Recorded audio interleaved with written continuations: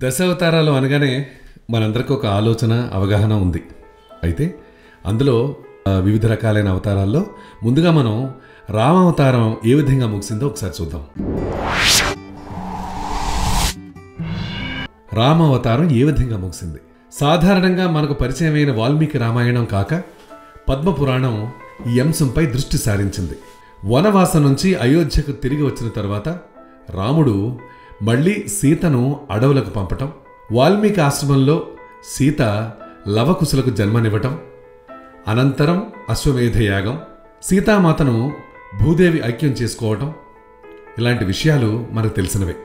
అయితే సీతావియోగం అనంతరం రాముడు తన కుమారులు లవ కుశులకు రాజ్యభారాన్ని అప్పగించిన సమయంలో ఒకరోజు ఒక యోగి పొంగవుడు రాముణ్ణి కలుసుకునేందుకు వచ్చాడు.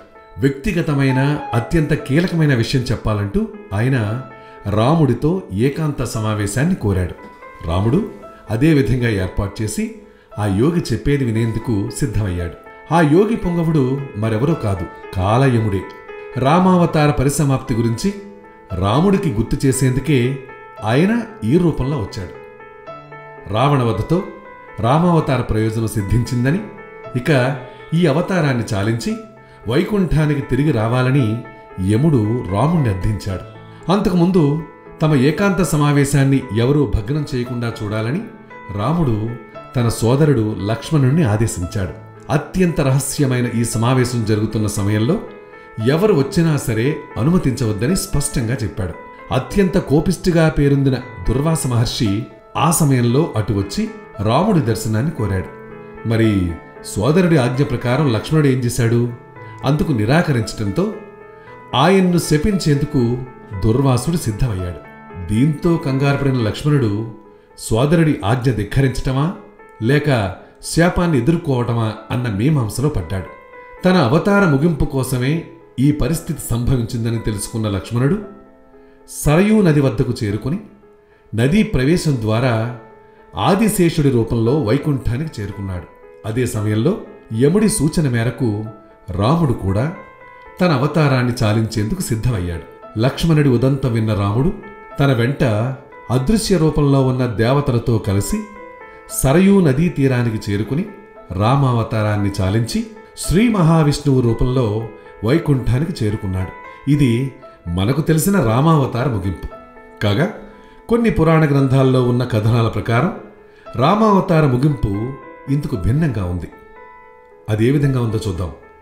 స్థితికారుడైన శ్రీ మహావిష్ణువు తన అవతారాన్ని తానే చాలించాడని, అందుకు లయకారుడైన శివుడు నేతృత్వం వహించాడని ఈ కథనాలు చెబుతున్నాయి. అంతకుముందు విష్ణుమూర్తి అవతారాల ముగింపును గమనిస్తే గనక ఈ కథనాన్ని మనం కొట్టిపారేయడానికి వీలుండదు. వరాహావతారంలో హిరణ్యాక్షుని వధించి భూమిని కాపాడిన అనంతరం విష్ణుమూర్తి కుటుంబ బంధంలో మునిగిపోయాట. ఈ అవతార పరిసమాప్తి కోసం దేవతలు శివుణ్ణి ఆశ్రయించటంతో ఆయన శరభావతారం ధరించి వరాహావతారాన్ని పరిసమాప్తి చేశాడని కొన్ని కథనాల ద్వారా తెలుస్తోంది. అదేవిధంగా నరసింహావతారంలో శరభేశ్వరుడిగా, కూర్మావతారంలో కూర్మ సంహారమూర్తిగా శివుడు ఆయా అవతారాల పరిసమాప్తిలో తన కర్తవ్యాన్ని నిర్వహించాడని పురాణాలు చెబుతున్నాయి.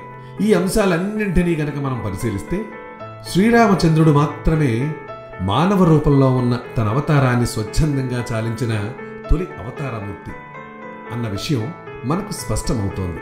రాముడు తన జీవన విధానం ద్వారా పలువురికి ఆదర్శమూర్తిగా నిలిచాడు. ఇప్పుడు సైతం హింసాత్మకంగా కాక నదీ గర్భంలోకి ప్రవేశించటం ద్వారా స్వచ్ఛందంగా తన అవతారాన్ని ముగించాడన్న విషయాన్ని మనం అర్థం చేసుకోవచ్చు.